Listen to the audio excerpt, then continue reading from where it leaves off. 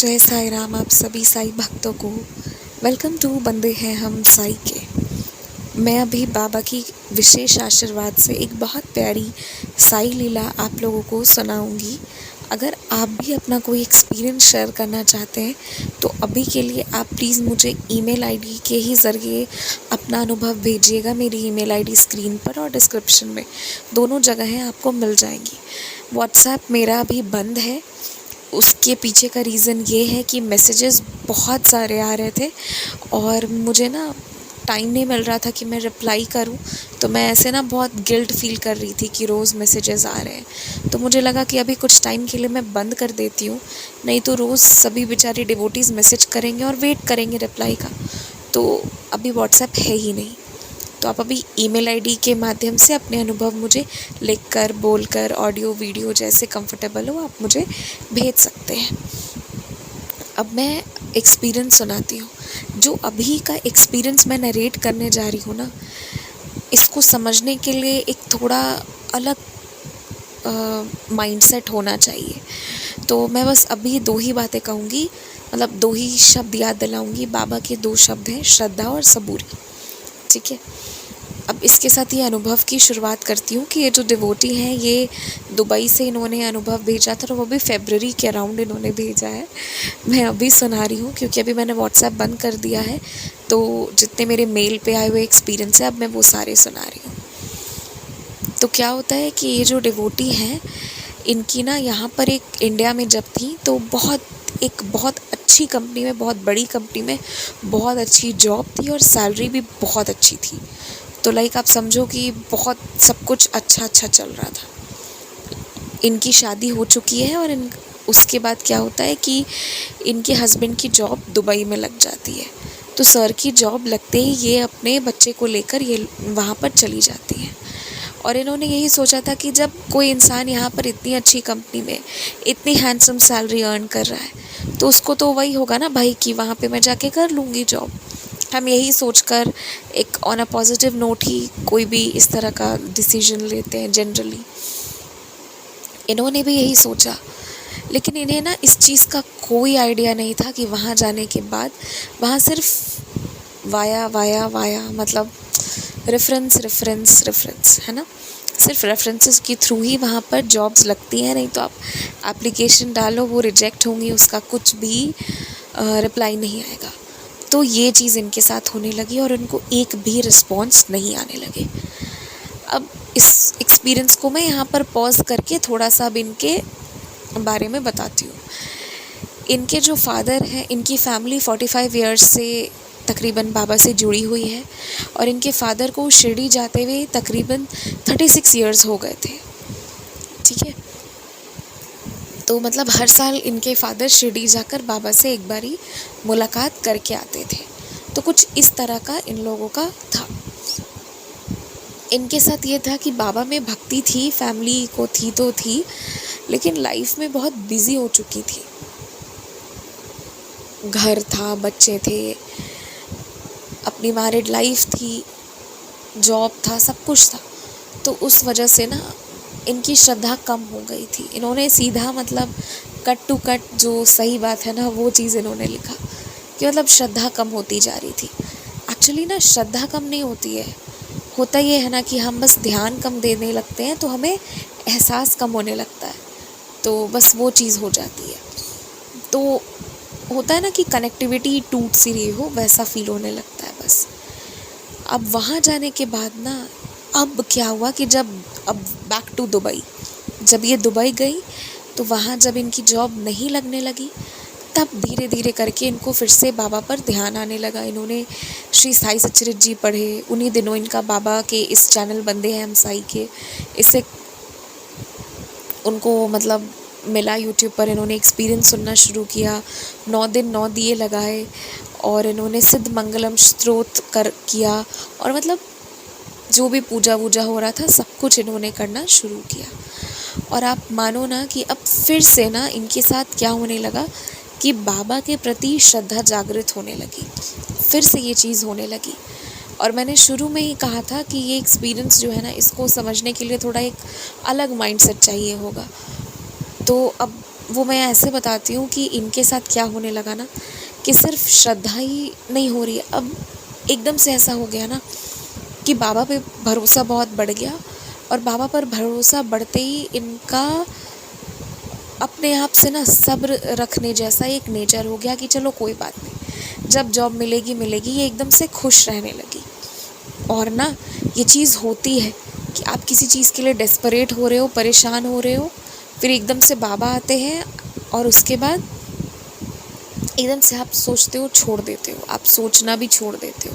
पहले जिस चीज़ के लिए पागल हो रहे थे ना, दिमाग ख़राब हो जानी थी, वो चीज़ आप इवन एक थॉट देना छोड़ देते हो कि अब बाबा देख लेंगे, और सिर्फ बाबा को सोचना अच्छा लगने लगता है। मतलब ये एक सबूरी जो है उसका एक्सेप्टेंस कर लेना, वो चीज़ इनके साथ होने लगी। और एकदम से पता नहीं क्यों ऐसा होने लगा कि इनको ना सब्र रखना यानी सबूरी इनके अंदर आ गई, जो चीज़ पहले नहीं थी, मतलब इतनी, वो इतनी ज़्यादा होने लगी। इसके बाद क्या होता है कि 1 साल बीत गए, फिर इनको इंडिया आने का आया, तो इन्होंने बाबा से कहा कि बाबा आप मेरे साथ रहना। 1 साल बीत चुके थे, ठीक है, दुबई को गए हुए, और ये बस बाबा पे मतलब ऐसे भरोसा रखी हैं, पूजा वूजा कर रही हैं, सब कुछ कर रही हैं। उसके बाद इन्होंने मतलब बाबा से बस ये कहा कि बाबा आप मेरे साथ रहना, क्योंकि अगर कोई मुझसे जॉब के बारे में पूछे, मैं रोने लगूँ, इमोशनल हो जाऊँ, तो वो सब ना हो। और बाबा की कृपा से जब ये इंडिया आई ना, तो किसी ने इनके जॉब के बारे में पूछा ही नहीं, और ना ही इनको किसी के सामने रोना पड़ा या कुछ भी। अपने आप को कमज़ोर भी नहीं दिखाना चाहती थी, और वो चीज़ बाबा ने मतलब इंश्योर किया कि चल ठीक है, ये चीज़ हुई। उसके अलावा जब ये आई तो इन्होंने सारे टिकट्स बुक कराए थे। बाबा के आशीर्वाद से ना इनकी महाकुंभ था ना इस बार 2025 का, वो उसकी यात्रा भी बहुत अच्छी रही। मतलब बहुत अच्छे से इन लोगों ने कुंभ का स्नान किया, ये चीज़ हुई। उसके बाद एक इन्होंने बताया कि अब ना 2 चीज़ें मैं यहाँ पर आपको बताती हूँ। पहले तो कि यूपी में दूर दूरैया करके कोई पूजा होता है, अफसान माई का, जो कि ना मतलब मैरिड लेडीज़ लोग मिलकर करती हैं, शायद 52 या 56 की संख्या में। वो जितने भी यूपी से लोग जुड़े होंगे वो ज़्यादा अच्छे से बताएंगे। अगर कोई सुन रहे हो मुझे और यूपी से हो तो आप कमेंट सेक्शन में इसके बारे में थोड़ा सा इन्फॉर्मेशन दे देना, और मैं उस कमेंट को पिन कर दूँगी, ताकि बाकी लोग जो जानना चाहें उसके बारे में वो पढ़ के उस कमेंट के ज़रिए जान सकते हैं कि ये पूजा क्या होती है, कैसे होती है। तो जो मुझे इन्होंने बताया मैं बस उतना बता रही हूँ कि अफसान माई की पूजा होती है, और इनकी जो मदर इन लॉ थी ना, उन्होंने माना था कि उनके बेटे की यानी इनके हस्बैंड की उनके मन लायक शादी हो जाती है तो वो ये वाली पूजा रखेंगी। लेकिन इनकी मदर इन लॉ का डेथ हो गया था और वो पूजा नहीं हो पाई थी, और उनकी मदर इन लॉ ने ना इनको मतलब डायरेक्टली नहीं बताया था, पर घर वालों के ज़रिए इनको पता चला था। तो मतलब आप समझिए कि जो चीज़ 8 साल इंडिया में रह के प्रॉपर शादी होने के बाद नहीं हो पाई, वो चीज़ दुबई से आकर बाबा ने करवाई इनसे पूरी। उसके बाद अब दूसरी लीला, जो कि मैं शिरडी संस्थान में इनके शिरडी जाने के बाद बताती हूँ, संस्थान की नहीं मतलब शिरडी की बताती हूँ। तो ये समाधि मंदिर की ना 2 लाइन्स होती हैं। एक, जब आप समाधि मंदिर जाते हो तो साइड की लाइन होती है जिससे आप बाबा के समाधि पर सर झुकाकर निकलते हैं। दूसरा जो सामने जाता है, जहाँ आप सामने मत्था टेकते हो। तो ये ना समाधि मंदिर गई, मतलब इनके पापा के साथ, इनकी 37th ईयर थी इनके फादर की, शिरडी में बाबा को मिलने की। तो ये लोग सामने वाली लाइन से गए, 10 मिनट में पहुँच गए क्योंकि क्राउड कम थी। और ये ना बाबा के पास खड़ी थी, बहुत इमोशनल हो रही थी। अच्छा, इमोशनल इन द सेंस ना कि रोने वाला नहीं, बस इनके साथ ये हो रहा था ना कि बाबा आप मेरे लिए क्या प्लान किए हो, आप मुझे सुन भी रहे हो बाबा, क्या आप मुझे सुन रहे हैं? पहले इन्होंने सवाल किया। उसके बाद दूसरा इन्होंने ना एक अलग सा प्रेयर किया, मतलब जिसमें हम कुछ मांग नहीं रहे, हम कंप्लीट सरेंडर कर रहे हैं कि मतलब आपको बाबा जो उचित लगे आप मुझे वही देना, मैं कुछ नहीं मांग रही क्योंकि मुझे कुछ नहीं पता मेरे बारे में। ये इस तरह का प्रेयर इन्होंने किया वहाँ पर। जनरली मांगने वाला प्रेयर करते हैं ना कि बाबा ये चाहिए वो चाहिए, पर कभी कभी हम ऐसा भी कर जाते हैं। इन्होंने वहाँ जाकर एक बार भी जॉब की जिक्र नहीं की, कहा जो आपने सही सोचा हो मेरे लिए मुझे आप वो दे देना। और ये बस बाबा से सवाल कि बाबा आप मुझे सुन रहे हैं क्या, मतलब सुनते हैं आप क्या मैं इतनी बातें करती हूँ। अब देखिए बाबा का जवाब इन्हें कैसे मिला। ये लोग समाधि मंदिर में खड़े थे, लाइन सारी है, गार्ड भैया हटा रहे हैं सभी को। 26 मिनट तक इन्हें खड़े रहने दिए। इनको बोला उन्होंने, गार्ड ने, कि आप यहाँ आगे आओ और आप आराम से पूजा करो। और इनके साइड से लोगों को निकाल रहे हैं और इन लोगों को आराम से वहाँ पर एकदम खड़ा करके आराम से छोड़ दिया कि आप आराम से रहो। तो ये चीज़ इनके साथ हुई। और जैसे ये चीज़ हुई ना, इन्होंने फील किया कि बाबा कह रहे हैं कि बिल्कुल मैं तुम्हें सुन रहा हूँ। और 26 मिनटों तक ये साक्षात बाबा के सामने खड़ी रही। और खड़े रहकर मतलब इन्होंने बाबा को देखा, फील किया, बहुत इनको अच्छा लगा। तो ये इनका अनुभव था। अब बहुत सारे लोग सोच रहे होंगे कि जॉब का क्या हुआ। शुरू में मुझे भी लगा था कि कुछ जॉब के बारे में भी होगा, लेकिन जॉब के बारे में कुछ भी लिखा हुआ नहीं था कि मतलब इन्हें जॉब मिली नहीं मिली, है ना, मतलब मिलने के बारे में कोई बात नहीं की गई थी। अब मैं आपको एक बात बताती हूँ, मैंने शुरू में कहा था ना, इस एक्सपीरियंस को एहसास करने के लिए एक थोड़ा अलग माइंडसेट चाहिए होगा। क्योंकि यहाँ पर ना, हो सकता है कई लोग जॉब के पर्सपेक्टिव से इस एक्सपीरियंस को सुन रहे होंगे, पर ये अनुभव ना एक ऐसा अनुभव है जिसमें एक भक्त, मतलब जो पहले ठीक है नॉर्मल पूजा कर लेती थी, एकदम से उनको बाबा ने सबूरी रखना सिखाया। बाबा ने सबूरी का जो एक लेसन है ना, वो समझाया और एकदम से ना ये खुश रहने लगी। ये चीज़ बाबा ने कराई। और साथ ही साथ जो चीज़ें इंडिया में रहकर नहीं हो पा रही थी, वो चीज़ें दुबई से बुलाकर बाबा ने इनकी पूरी कराई। क्योंकि लाइफ में ये छोटी छोटी चीज़ें भी जो आप छोड़ देते हो तो वो सब का भी इफ़ेक्ट होता है ना। तो बाबा ने वो भी मतलब दुबई से बुला के वो भी नियम वगैरह सब पूरी करवाई। तो इस एक्सपीरियंस को समझने के लिए एक बहुत डिफरेंट माइंडसेट चाहिए।